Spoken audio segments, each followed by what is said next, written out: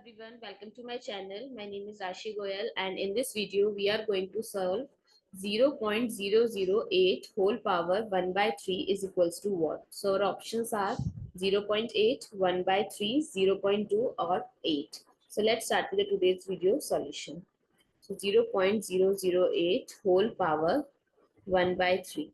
So if we remove the decimal, we can write it as 8 by 1000 whole power 1 by 3.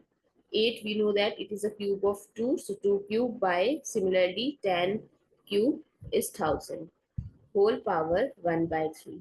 According to exponent rule, x power m by y power m, we can write it as x by y whole power m.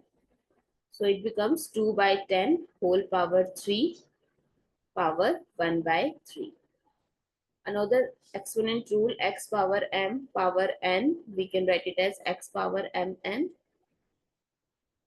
So it becomes 2 by 10 whole power 3 times 1 by 3. So it is 2 by 10, which is equals to 0.2. This is our option number C. I hope it's clear and you find it useful. So please give us a thumbs up and do subscribe to my channel. Stay tuned.